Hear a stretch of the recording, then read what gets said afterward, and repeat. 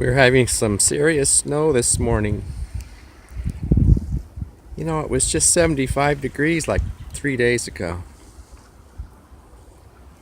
It's so pretty though. It's just so beautiful.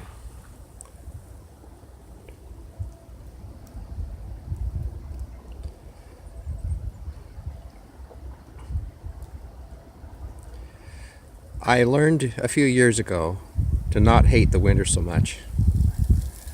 But it takes a little planning. You have to build a garden for winter. That's kind of the way I see it. Rusty the puppy is inside. Oh, sorry. And he came out for a while, and then he's going to stay inside today.